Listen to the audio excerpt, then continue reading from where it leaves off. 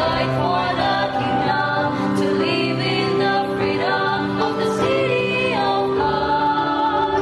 We are called to act with justice. We are called to love tenderly. We are called to serve one another, to walk humbly with God. Sa ngalan ng Ama, ng Anak at ng Espiritu Santo, Amen. sumainyo ang Panginoon. At sumayo rin. God is good, sobra-sobra. Pinaniniwalaan mo ba yon? Nagtitiwala ka ba na ikaw ay pinagpapala ng Diyos, hindi ka kaunti, pero siksik, liglig at umaapaw? Ang ating mga pagbasa ngayon ay pagpapaalala na sobra-sobrang pagpapala, pagmamahal at pag-ibig ng Diyos sa atin. Sa unang pagbasa, meron tayong isang Diyos na pumipili, naghihirang sa isang ordinaryong pastol, ginagawa niyang hari. Kahit na ordinaryo ka, pipiliin ka ng Diyos, iaangat ka niya. Sa ating ebanghelyo, nakikita ng Diyos ang ating gutom. Binubusog niya ang mga kumakalam, ang sikmura. At sinasabi ng Panginoon, mas mahalaga tayo kesa sa anong batas na gawa ng tao. At sa araw na ito, ating pinagdiriwang ang kapistahan ni San Sebastian. Isa siyang sundalang Romano na kahit na ilang beses siyang pinagpapana, siya'y binuhay muli ng Panginoon. Siya'y pinalakas ng Diyos para ipahayag ang katotohanan tungkol sa ating Panginoong Hesukristo. Kung mabuti ka, kamukha ni San Sebastian, kahit na anong paninira na gawin ng iba, kahit na anong bato nilang masama sa iyo, hindi ka tatablan nito. Ito ay dahil sa tulong, sa proteksyon ng Diyos. Ganyan kabuti ang Diyos na ating sinasamba. Kaya bakit tayo mag-aalala? Bakit ka matatakot? Bakit ka may stress? Sa mga pagkakataon na kung saan tayo'y nagduda sa kabutihan at pagmamahal ng Diyos, muli tayong magsisi. Aminin natin ang ating mga naging kahinaan. Tayo magpakumbaba para makita tayo minsan pa maging karapat dapat makatanggap sa mga banal na misteryo. Inaamin ko Sa makapangyarihang Diyos at sa inyo mga kapatid, na lubha akong nagkasala sa isip, sa salita, sa gawa, at sa aking pagkukulang. Kaya isinasamo ko sa mahal na Birheng Maria, sa lahat ng mga anghel at mga banal at sa inyo mga kapatid, na ako'y ipanalangin sa Panginoong ating Diyos. kaawaan tayo ng makapangyarihang Diyos, patawarin tayo sa ating mga kasalanan. Patnubayan tayo sa buhay na walang hanggan. Amen. Panginoon, kaawaan mo kami. Panginoon, kaawaan mo kami. Kristo, kaawaan mo kami. Kristo, kaawaan mo kami. Panginoon, kaawaan mo kami. Panginoon, kaawaan mo kami. Manalangin tayo. Ama naming makapangyarihan, ipagkaloob mo sa amin ang espiritu ng katatagan upang kami tinuruan ng natatanging pagkauliran ng iyong martir na si San Sebastian ay matutong sundin ang loob mo sa halip na masindak sa mga tao. Diluluhog namin ito sa pamagitan ng Jesucristo kasama ng Espiritu Santo magpa sa walang hanggan. Amen.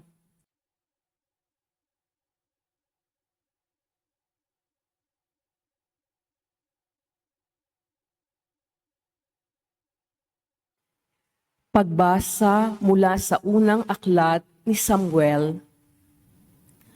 Noong mga araw na iyon, sinabi ng Panginoon kay Samuel, "Huwag mong ikalungkot ng labis ang pagkaalis ko kay Saul bilang hari.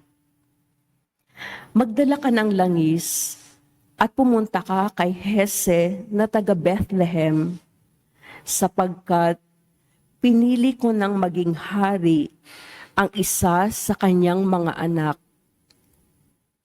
Sumagot si Samuel, paano ako pupunta roon? Tiyak na papatayin ako ni Saul kapag nalaman niyang nagpunta ako roon. Sinabi ng Panginoon, magdala ka ng isang dumalagang baka at sabihin mong maghahandog ka sa akin.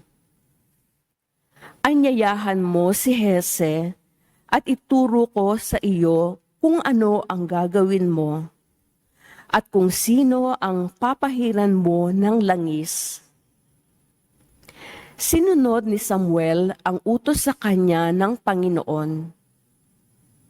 Nagpunta nga siya sa Bethlehem.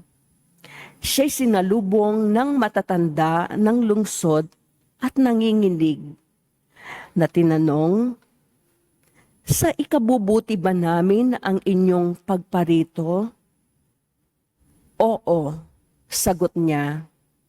Naparito ako upang maghandog sa Panginoon. Ihanda ninyo ang inyong sarili at sumama kayo sa akin. Pinahanda rin niya si Hese at ang mga anak nito at inanyayahan sa paghahandog. Nang magkaharap-harap na sila, nakita ni Samuel si Eliab. Pinagmasdan niya itong mabuti at sinabi sa sarili, ito siguro ang hinirang ng Panginoon para maging hari.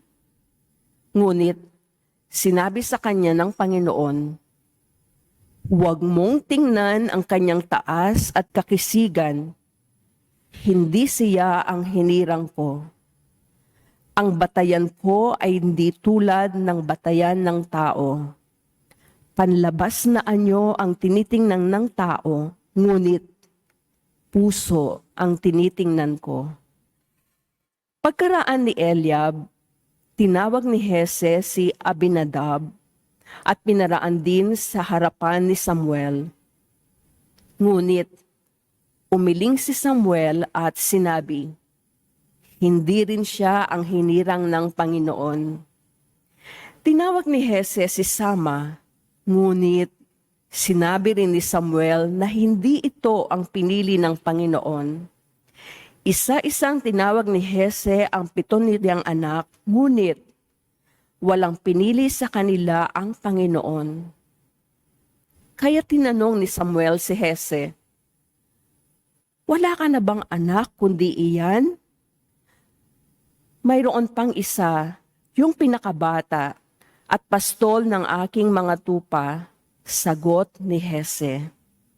Sinabi ni Samuel, ipasundo mo, hindi natin sisimulan ang paghahandog hanggat hindi siya dumarating. At sinundo nga ang anak na ito ni Hese. Siya'y makisig na binatilyo, malusog at nangungusap ang mga mata. At sinabi ng Panginoon kay Samuel, siya ang hinirang ko, pahiran mo siya ng langis. Kinuha ni Samuel ang sisidlan ng langis at pinahiran si David sa harapan ng kanyang mga kapatid. At mula noon, sumakanya ang Espiritu ng Panginoon. Pagkatapos, si Samuel ay umuwi na sa Rama. Ang salita ng Diyos. Salamat sa Diyos. Si David, na aking lingkod, ang hirang kong ibinukod. Si David na aking lingkod, ang hirang kong ibinukod. Ika'y nagsalita noon pa manguna sa mga lingkod mo at ipinakita yaong pangitain at ito ang badya. Aking pinutungan ang isang dakila na aking pinili sa gitna ng madla. Si David na aking lingkod, ang hirang kong ibinukod. Ang piniling lingkod na ito'y si David, aking pinahiran ng banal na langis, kaya't palagi ko siyang aakbayan at siya'y lalakas sa aking patnubay. Si David na aking lingkod, ang hirang kong ibinukod. Ako'y tatawaging ama niya't Diyos, tagapagsanggalan niya't manunubos. Gagawin ko siyang anak na panganay, mataas na hari nitong daigdigan. Si David na aking lingkod, ang hirang kong ibinukod.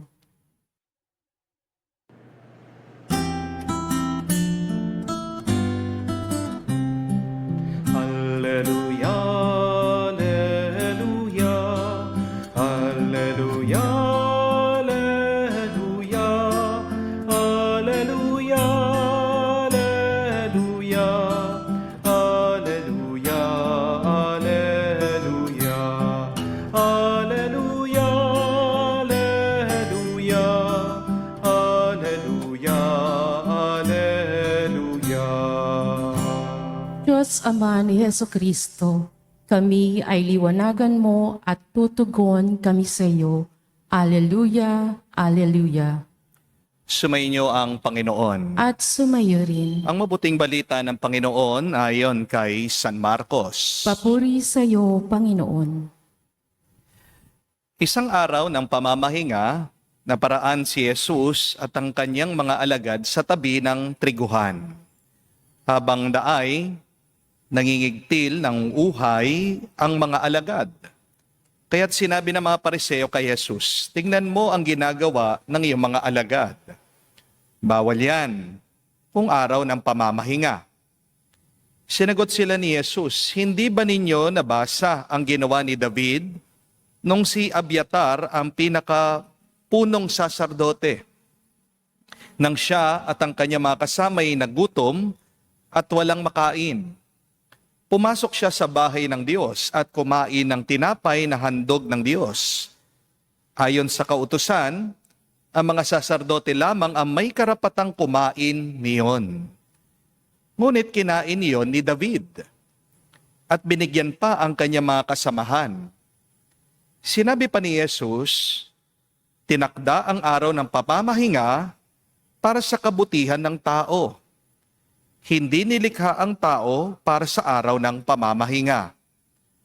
Kaya't maging ang araw ng pamamahinga ay nasa ilalim ng kapangyarihan ng anak ng tao. Mga kapatid, ang mabuting balita ng ating Panginoon. Pinupuri ka namin, Panginoong Jesucristo.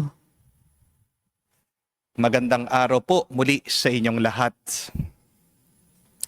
Alam niyo po ba kung anong napakaganda tungkol sa kwento ni David sa Lumang Tipan? Yan po yung ating narinig sa unang pagbasa. Ito po, balikan natin, pakinggan niyo. Baka may na-miss kayo. Si Propeta Samuel ang naghahanap kay David. Pero si David, hindi niya hinahanap si Propeta Samuel. Si Propeta Samuel, siya ang inutos ng Diyos na maghirang ng susunod na hari ng Israel. Pero si David, hindi naman niya hinahanap na siya'y maging hari. Napansin niyo po ba? Wala tayong narinig sa kwento na nagdadasal si David at sinabi niya sa Diyos, Panginoon, pagod na akong nag-aalaga ng tupa. Pwede mo ba akong gawing hari? Hindi rin sinabi ni David sa Diyos na ganito, Panginoon, pagpalain mo naman ako. Alisin mo naman ako dito sa trabahong ito na napaka-ordinaryo. Iangat mo naman ako, baguhin mo ang aking buhay. May narinig po ba kayong ganon? Wala. Wala po tayong narinig na ganong dasal galing kay David. Ang nangyari, nagsalita ang Diyos kay Propeta Samuel para hanapin si David at gawin siyang hari. Para kay David, yung araw na yon ay pangkaraniwan lang. Pero para sa Diyos, ang araw na yon ay araw para gawin niyang hari si David. Ano po ang sabi ng Diyos kay Propeta Samuel? Tinuro niya si David at sabi niya, siya ang aking pinili.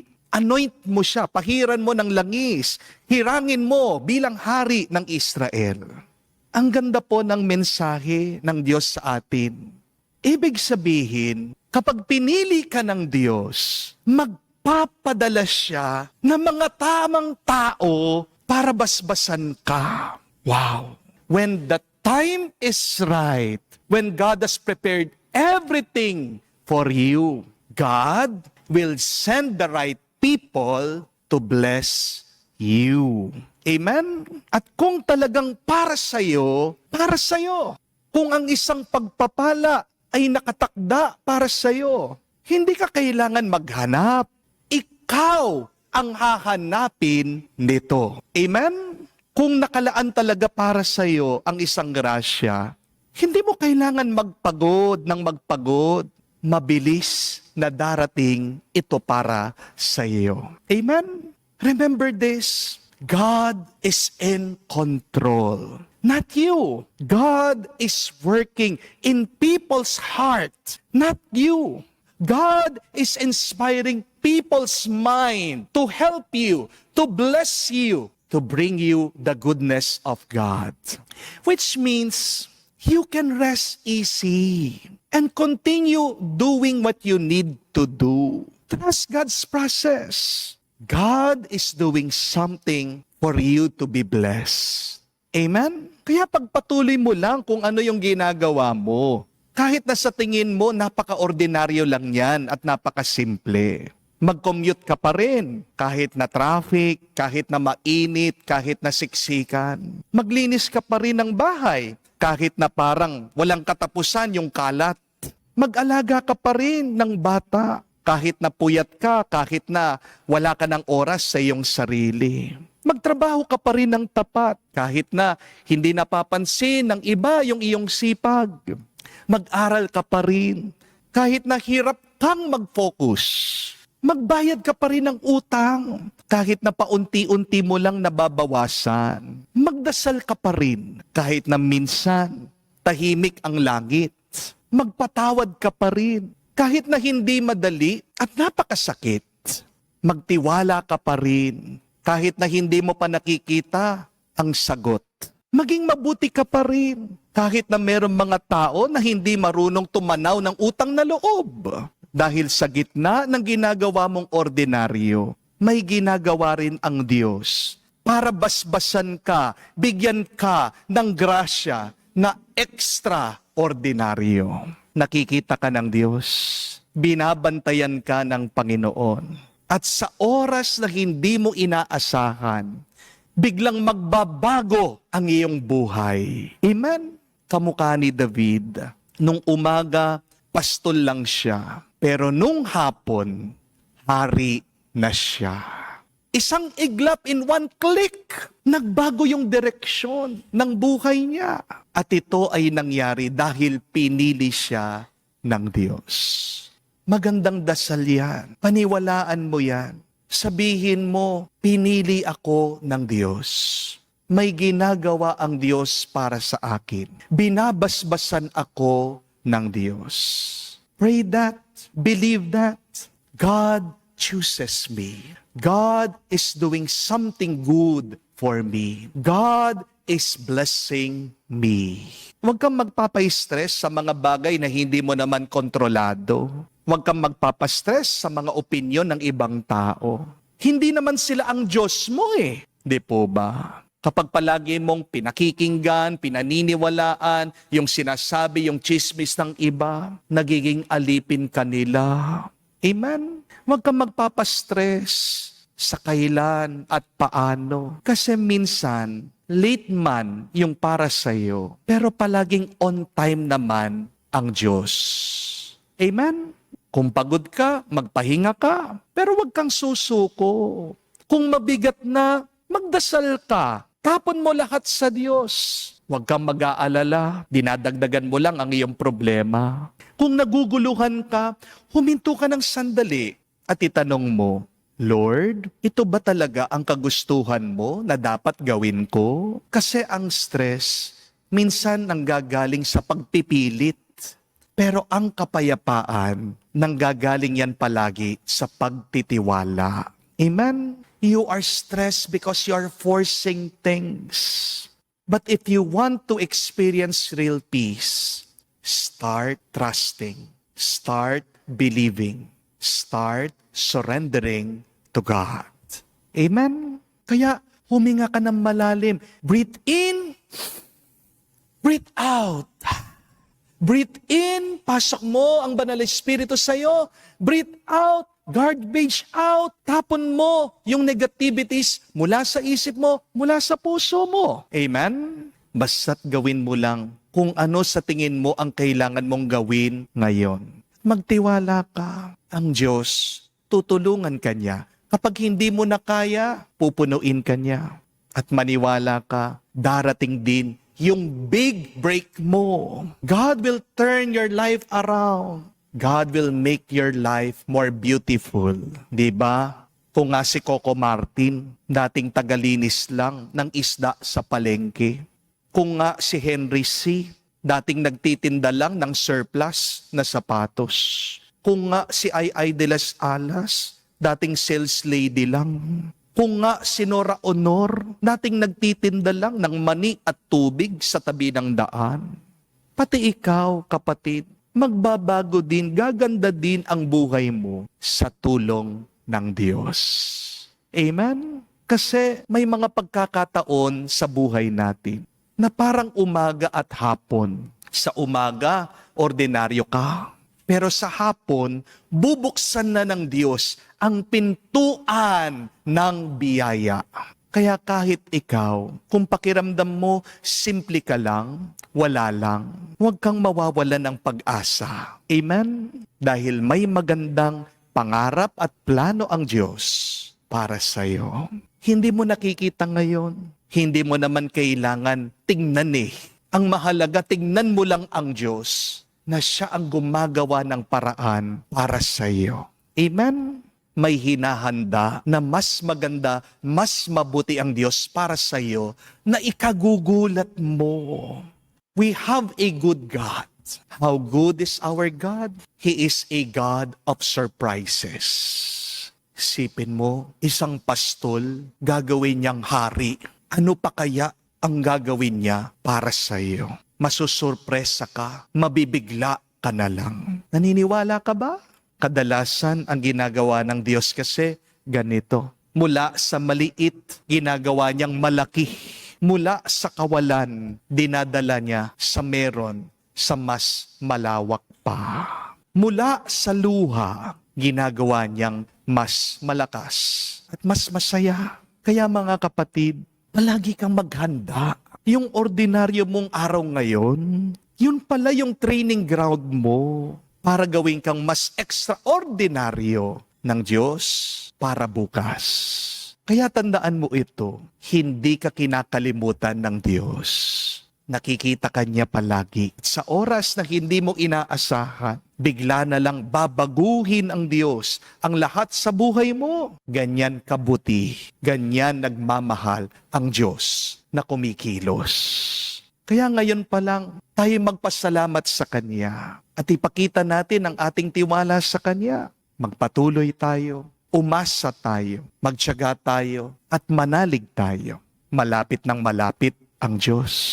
At babaguhin niya, papagandahin niya ang iyong buhay. Amen.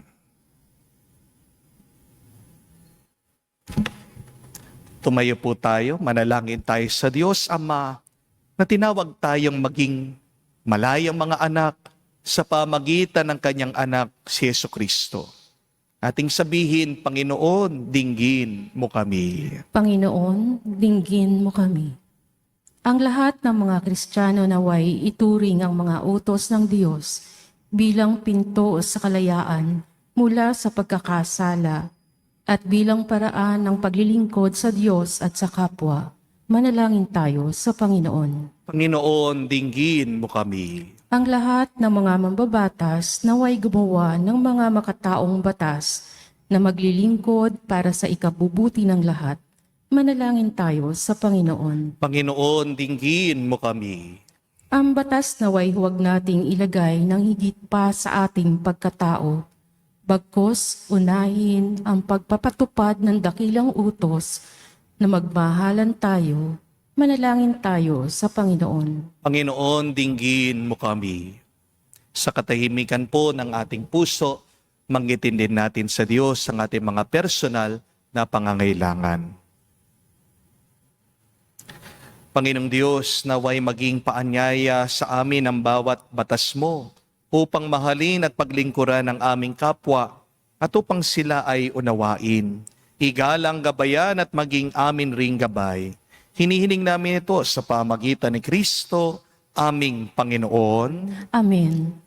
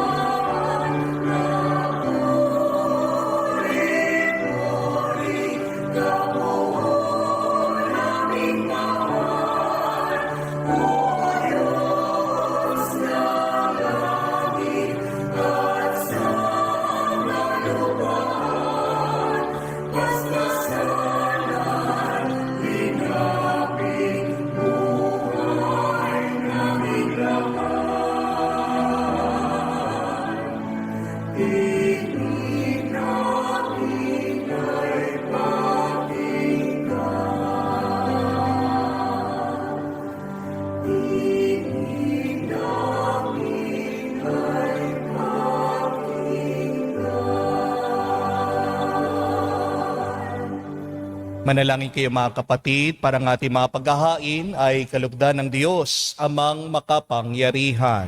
Tanggapin nawa ng Panginoon itong paghahain sa iyong mga kamay, sa kapurihan niya at karangalan, sa ating kapakinabangan at sa buong sambayanan niyang banal. Ama naming lumikha, pabanalin mo at basbasa ng mga alay na nakahanda upang pag-alabin nito ang aming diwa sa ningas ng pag-ibig mo na nagdulot ng tagumpay sa pagpapakasakit ni San Sebastian. Sa pamagitan ni Jesucristo kasama ng Espiritu Santo, magpa sa walang hanggan. Amen. Sumayo ang Panginoon. At sumayo rin. Itaas sa Diyos sa inyong mga puso at diwa. Itinaasa namin sa Panginoon. Pasalamatan natin ang Panginoong ating Diyos. Marapat na siya ay pasalamatan. Ama naming makapangyarihan, tunay nga marapat ikaw ang aming pasalamatan. Ngayon aming kagalakan na si San Sebastian ay parangalan. Siya'y kapanalig naming may paninindigan na ikaw ay pahayag kahit siya'y namatay, sapagkat minarapat mong kanyang matularan ang iyong anak na naghain ng sariling buhay. Tulad ng naganap sa iyong anak, ang dugo ng mga martir ay dumanak, hindi dahil sa katatagang likas, kundi dahil sa iyong bigay na lakas. Kaya kaisa na mga anghel nagsisiawit ng papuri sa iyo, nang walang humpay sa kalangitan, kami nagbubunyi sa iyong kadakilaan.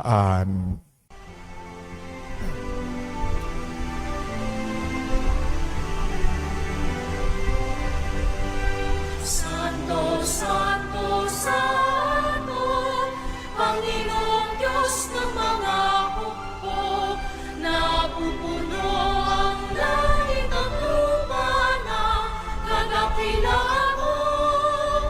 Hosana, Hosana, sa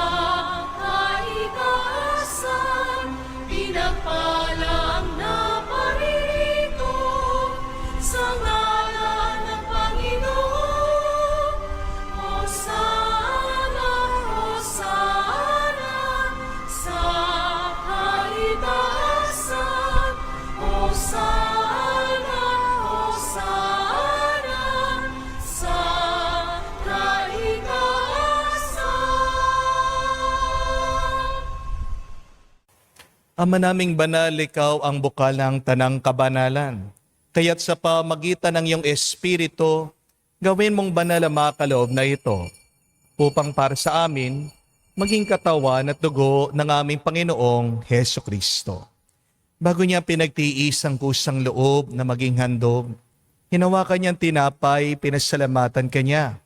Pinaghati-hati niya iyon, inabot sa kanya malagad at sinabi, "Tanggapin ninyong lahat ito at kanin. Itong aking katawan, na ihahandog para sa inyo."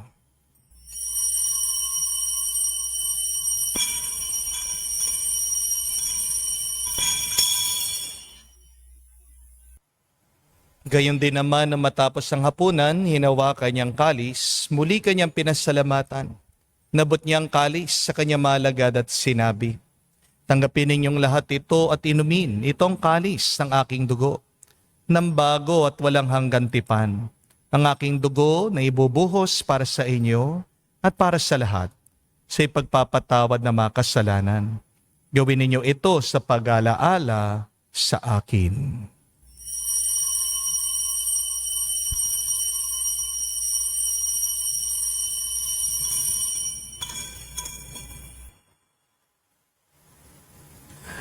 Ang misteryo ng pananampalataya.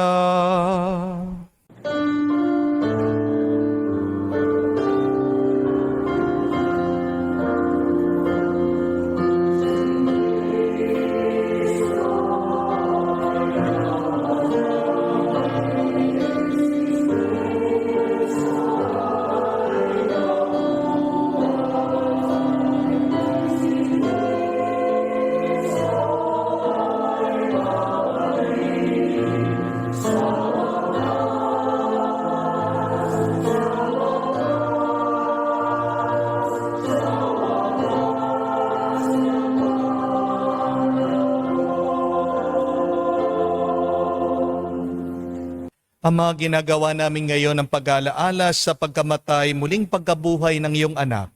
Kaya't inialay namin sa iyo, tinapay nagbibigay buhay at ang kalis na nagkakalob ng kaligtasan.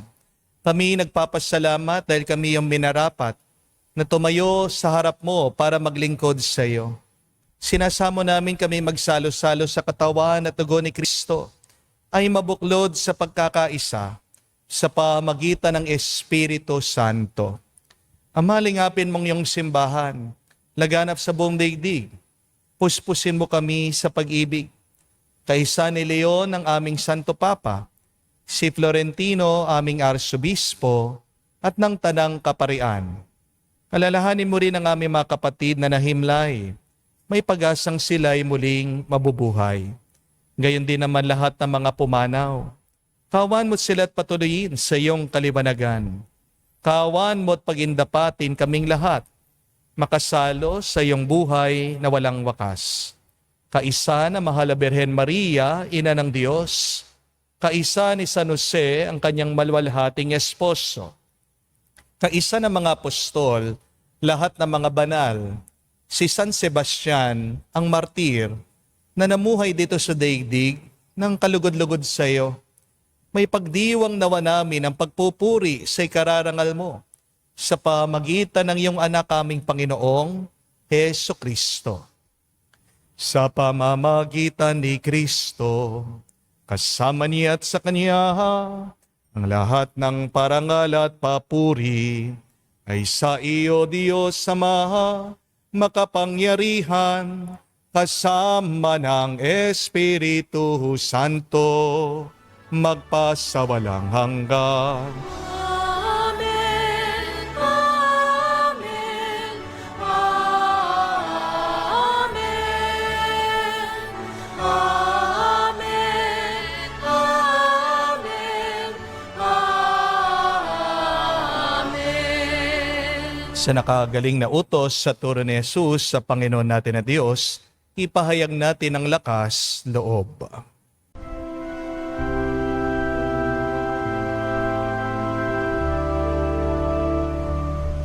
Ama namin, sumasalangit ka,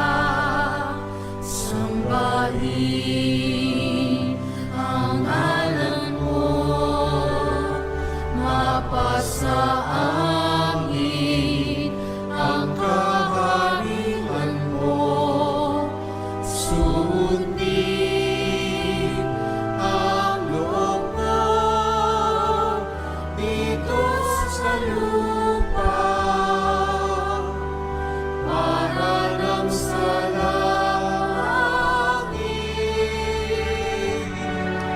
Bigyan mo kami ngayon ng aming kakanin sa araw-araw. At patawarin mo kami sa aming mga sala para ng pagpapatawad namin sa nagkakasala sa amin. At huwag mo kami ipahintulot sa tukso, ang yadya mo kami sa lahat ng masama. Hinihiling namin kami, Yadya, sa lahat na masama, pagkalooban ng kapayapaan araw-araw, iligtas sa kasalanan, ilayo sa lahat ng kapahamakan, samantalang aming pinanabikan, ang dakilang araw ng pagpapahayag ng tagapagligtas naming si Heso Kristo. Sapagkat iyo ang kaharian at ang kapangyarihan at ang kapurihan magpakailanman. Amen. Panginoong Heso Kristo, sinabi mo sa mga apostol, kapayapaan ang iniwang ko sa inyo, ng aking kapayapaan binibigay ko sa inyo. Tunghayan mo ang aming pananampalataya at huwag ang aming pagkakasala. Pagkalooban mo kami ng kapayapaan at pagkakaisa ayon sa iyong kalooban, kasama ng Espiritu Santo, magpa sa walang hanggan. Amen. Kapayapaan ng Panginoon ay laging sumainyo. At sumayo rin. Magbigayan po tayo ng kapayapaan sa bawat isa. Piso niyo po, kapayapaan po sa inyong lahat.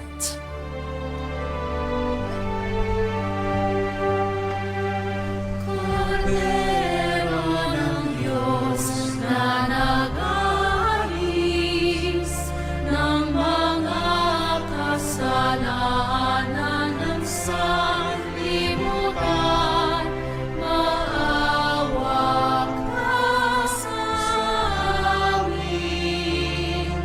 Maawa ka sa amin. Kordero ng Diyos na nag-aalis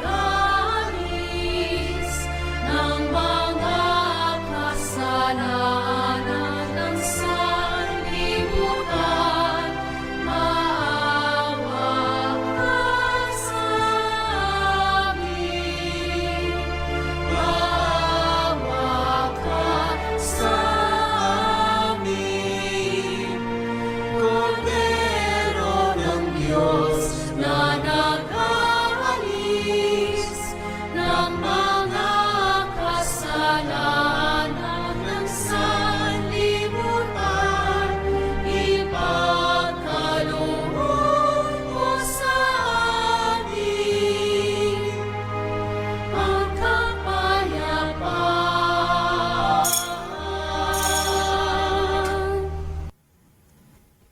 Mga kapatid, naririto ang ating Panginoong Jesucristo, ang Kordero ng Diyos. Siya nag-aalis sa mga kasalanan ng sanlibutan. Mapalad tayong lumalapit sa piging ng Kordero. Panginoon, hindi ako karapat-dapat na magpatuloy sa iyo, ngunit sa isang salita mo lamang ay gagaling na ako.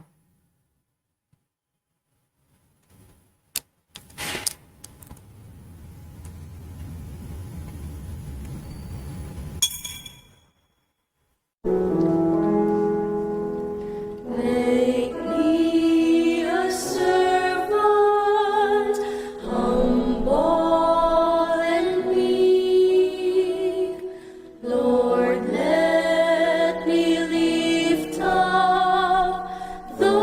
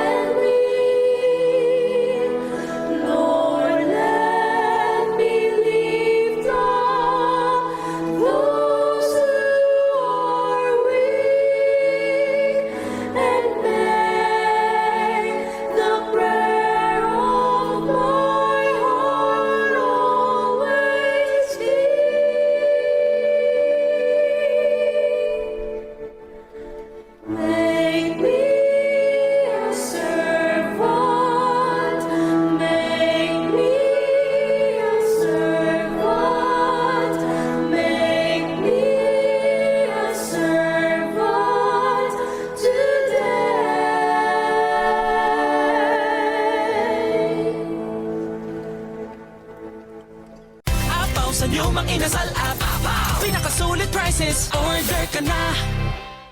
New Axe Fine Fragrance Collection. Smell irresistibly sweet for longer. He's sweet. With scents inspired by luxury perfumes. New Axe Fine Fragrance Collection. Manalangin tayo. Ama namin mapagmahal, ang tinanggap naming banal na pakikinabang ay makapagdulot nawa sa amin ng katatagan na nagkaloob ng katapatang sa paglilingkod at tagumpay sa pagtitiis ng pagsubok. Sa iyong martir na si San Sebastian, sa pamagitan ni Jesucristo kasama ng Espiritu Santo, magpa sa walang hanggan. Amen. How good is our God? He is a God who searches for us. He is a God who turns our life around. He is a God who is preparing something more beautiful for us. Yan po yung magandang dasal para sa araw na ito, para mawala ang stress mo. Sabihin mo, pinipili ako ng Diyos. May ginagawang mabuti ang Diyos. At babasbasan ako ng Diyos ng kanyang biyaya. God is good. God chooses me. God is doing something good for me. And God will turn my life around. God will bless me with good graces. Huwag kang magmadali. Pagpatuloy mo yung ordinaryong ginagawa mo. Dahil ang mabuting balita, kamukha ni David, sa umaga, simple ka lang. Pero pagdating ng hapon, iaangat ka ng Diyos. Hari ka na. Pinagpala ka na. Kaya, pasalamat ka na. Matuwa ka. Palagi kang magpuri sa Diyos. Sumainyo ang Panginoon. At sumayo rin. At kay basbasan ng Diyos, makapangyarihan sa lahat, sa ngalan ng Ama, ng Anak, ng Espiritu Santo, Amen. ang ating misa ay natapos na. Humayo kayo sa kapayapaan ni Kristo. Salamat sa Diyos.